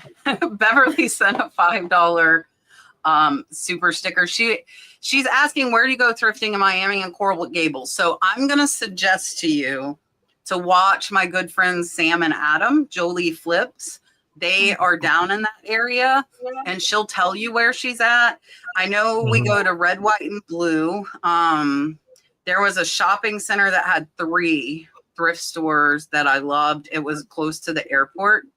But Sam goes all the time, and she'll tell you, like, I'm at Red, White, and Blue or wherever she's at. Red, White, and Blue, I think, only takes cash, which kind of annoys me when thrift stores do that. But they had really good stuff and really good prices. So it's like, But watch them. Jolie Flips is their name because they're down there. I go down there maybe once a year, if that. So I'm not great on like knowing the names, and I just tell Sam and then we just go. But she'll tell you where she thrifts, and she does all thrifting videos. So watch Sam and Adam. And oh, speaking of, exactly a month from today, I know myself, I know Jocelyn, Crazy Lamp Lady will be there. Sam and Adam, Jolie Flips, and myself split at Airbnb, so I know they'll be there as well. There is a antique fair in Mount Dora, Florida. Jocelyn's coming down from Pennsylvania. A lot of people come down. It's in November, January, February. It's 3 months out of the year. George used to do it. I don't think he's going to be doing it with his, he's been getting his chemo. But George used to have a booth, so I'd go see George every time. But if you guys are in Florida or want a vacation, that's a fun time. And I normally, I've had this gnat flying around. I know I saw Steven batting at stuff too. Yeah, I got one in here too. There's one here. I will answer my Instagrams and my Facebook messages while I'm there and meet up. I'm more than happy to meet people while I'm there because it's like 40 acres. Like the chance of you running into me on like not being on purpose are probably pretty slim because it's such a big place. I used to say, oh, find me at George's because I was always there, but now George isn't there. So I can't say that. But if you guys message me, I will tell you where I am at. What have I? Oh, I haven't done my swimming one. Here's my swimming one.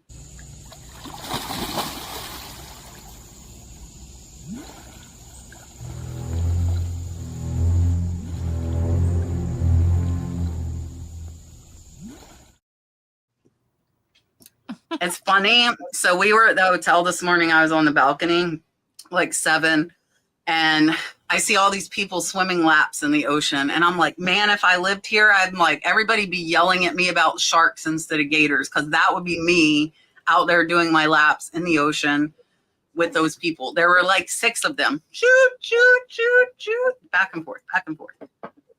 Listen, no, that was the fly on Sonny's head. Tell them what it was. I figured it out because it's on my head too.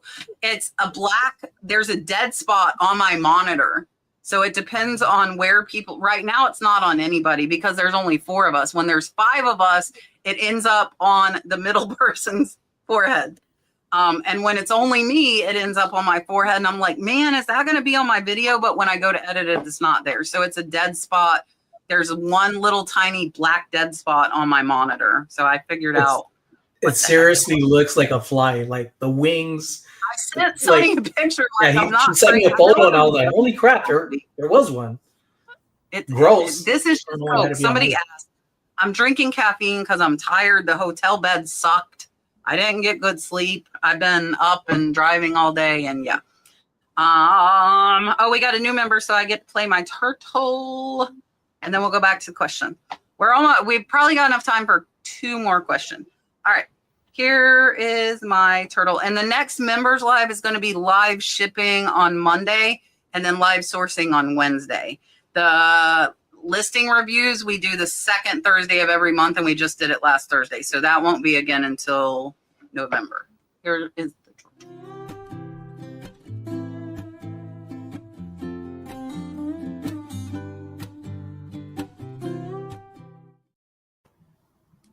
All right. Dun, da, da, da. Teresa said, I had 2 items that were purchased on eBay, never paid for. I canceled them after a short time and relisted the items. Why does someone do that? Is that a scam? Go ahead. Sorry. Yeah, I mean, if they just didn't pay for them and then you had to just relist them, I don't know if I understood that correctly. They just decided maybe they didn't want them, or I don't think it's necessarily a scam. Yeah, I whenever I buy things on eBay all the time, and if it's automatically pay, click here, done. Although, I think I pay through PayPal when I pay for something on eBay, and sometimes I have to do secondary verification or something on my phone to make that happen, and maybe something interrupted them from doing that. I don't know. It doesn't sound like a scam. It sounds much too simple to be a scam. Hold on. I had to put something in the chat. I believe eBay changed their policy with that even if somebody purchased it or sent an offer, it's still available for other people to see and buy. I could be wrong, but I'm pretty positive I'm right. And I could see why that would feel like it's a scam. We don't know why they do that rather than just messaging you saying, hey, I'm not interested anymore. Maybe they don't know how. As we gain experience, we expect people to understand what we know. That isn't always the case. And sometimes people just don't care, knowing that, oh, I don't care about them. They have no ties with you or concerns of who you are, that there's that personal connection. So it's happened to me many times, and I just leave it. I did have a change on it on eBay to where I have it, I think, 3 or 4 days. And after that, it just cancels on its own. So that way I don't have to worry about it. Mm-hmm. Yeah, and I think mostly on eBay, the only ones it doesn't make pay is auction and international buyers. International buyers, I know, have 4 days to pay. And I think a lot of times with international buyers, they see like the VATs and all the fees, and they're like, I'm like, I don't want this that bad. And sometimes I've had them say that. The only other thing, and I don't think this happens often, is, and this is shady, is that you have one of the only few things and another seller buys it to take yours off the market where theirs is the only one on there. Wow. And I do think that happens, especially with higher dollar items. I've had that happen with a couple, and I'm like, like, hey, what's going on? But I think eBay's made the majority of people now have to automatically pay, except for offers. Offers, they don't. Offers, auctions, and international. Those are the 3 that are still kind of out there. Yeah. Karen with a C is asking, is there anything special about single stitch other than it indicating age, like it indicating that it's a vintage tee? Yeah, I mean, from my experience from selling single stitch t-shirts, that is the thing that makes it, more valuable, is that it is vintage. That is what's special about it from what I know. I wouldn't even know what to look for. I don't sell t-shirts. Not worth my time. Not everything that's single stitch is worth reselling, even if it's for $1. There's a lot of novelty t-shirts that I've come across that probably fits. I would say 75% of them weren't worth getting, that were sticking to novelty t-shirts. But there are some places that are very popular, and that's what you want to look at. So sometimes, say you got some already, you have some novelty shirts, vintage, single stitch, or whatever have you, and have a name on it. Look up that name alone. Put like vintage t-shirt or just that name t-shirt or figurine, and you might find different things of sorts. I think I was talking about this last week where I came across Los Gatos, California, some brass things. And at first I wasn't finding anything until I just looked up Los Gatos, California, and the whole thing on Google just spewed of history and the Navy. And that's exactly what it was. These were Navy brass vintage belt buckles and pins. And that's where I was able to look more into it and find that these belt buckles that I got like 13 of them for, 13 belt buckles, all brass, all with the Navy insignia stuff, for $8, and they go for about $20 a piece. So out of a grab bag. Yeah, and I don't know anything other than indicating age that would make single stitch special. I will go along the rows sometimes and just look for single stitch, just in case something pops out. But other than that, I don't know. All right, I wanted to put this up. I do not know if the cat is okay. So when I get off of here, we'll try and find him. We have 3 outside cats, and then the Honey the blind cat is inside. He's not allowed outside. The other ones do not want to come inside. They want to be outside. And we have 11 acres, and I told Tyler too, I think I'm missing a few chickens, which Coyote might explain. And I am an animal lover too, but if something is attacking one of my animals, then yeah, That's Yeah. all I'll say. I'll leave it at that. Sometimes there is only one way to deal with things. When you're like, we're farm people, like that's our livestock, that's our livelihood a lot of times. And I know people don't like that, but that's just the reality of it. And I also have a small child that I would not like to get eaten by a coyote. Or a bit. So yeah, you know, but yeah, so there's so many hiding places around here. I don't know that I will find the cats tonight, because if they're scared, they're gonna take cover and not even come to me. Pig, when he gets in fights and he's scrappy, apparently he's scrappy enough he thinks he can scrap with a coyote. Normally it's just a stray cat. He's like he's ridiculous, and he's been fixed since he was 8 weeks old. I don't know what he thinks. He thinks he's an alley cat. But I've spent like $3,000 on abscesses on this cat. Like, he fights anything that's not supposed to be in his yard. He has no, like, he doesn't care. Doesn't matter what it is. So I don't know if I'll find them tonight. I will look, but he hides when he hides. So hopefully we will find him, and I will let you guys know next week. I'm going to make everybody big and let them say goodbye and tell you again where you can find them. And then Sonny and myself will tell you what we've got going on. So here is Miss Kimmie. Yeah, it was fun being on. This was my first time, so I do apologize if I sounded silly. I'm Mama on a Mission. I have been reselling for 14 years. I primarily do clothes. I am on eBay, Poshmark, Depop, and I do Whatnot. I actually have a show tomorrow night on Whatnot, a clothing show, but I do I think that's my 17th show. So that will be fun if you want to come over and join me. Other than that, it was really fun being here. I think if I came back, if Kat ever blessed me, then maybe I could maybe not be so darn nervous and say a little bit more. So I appreciate all of you guys. Thank you so much for having me on. It was really fun. Perfect. Here's Steven. Hey there, Kat, thank you so much. Sonny, thank you so much. Carrie, I just saw Carrie on my cell phone.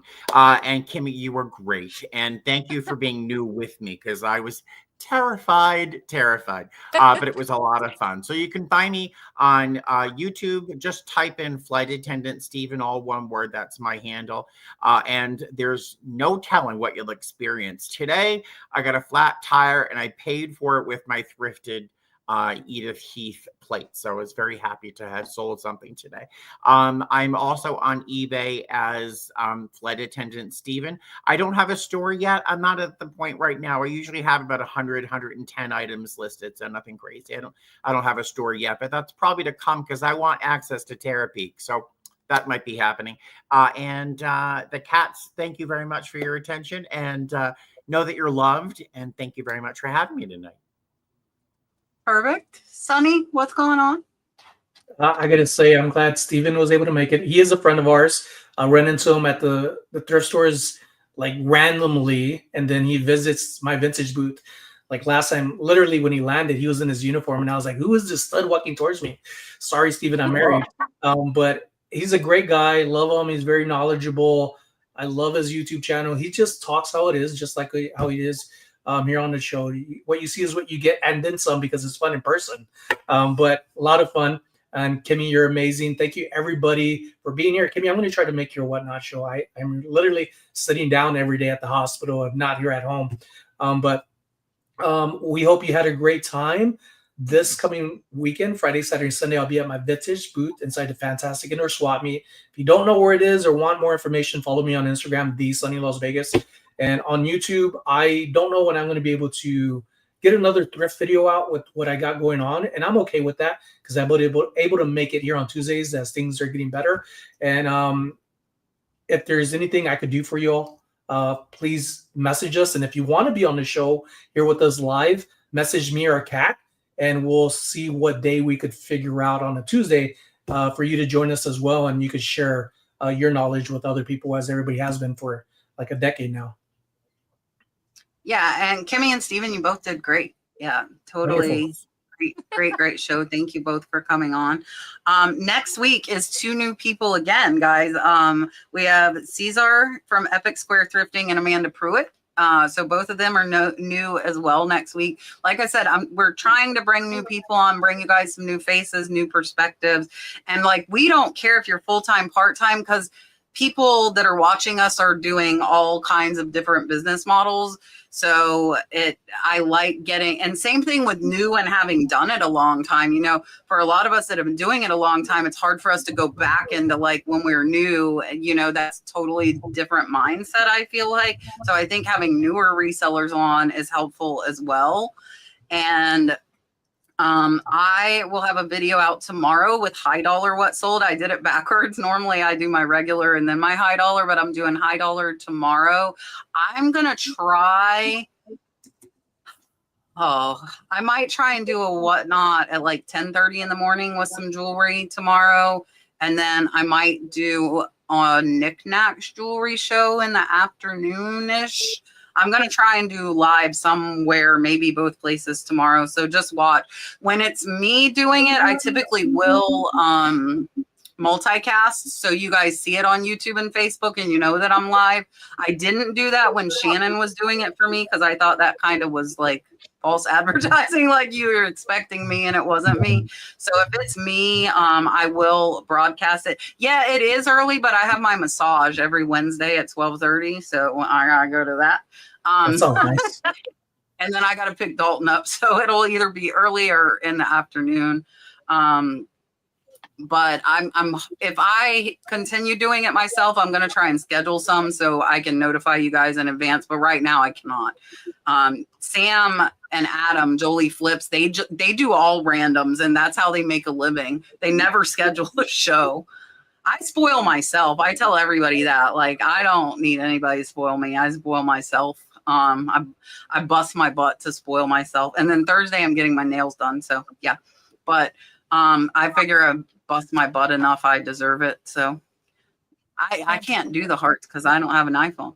All right, guys, we couldn't do the show with all of you. We really appreciate you. We are here every Tuesday at 8. And like Sonny said, if you want to come on the show, just shoot one of us a message and we'll get you on. Have a good night, guys.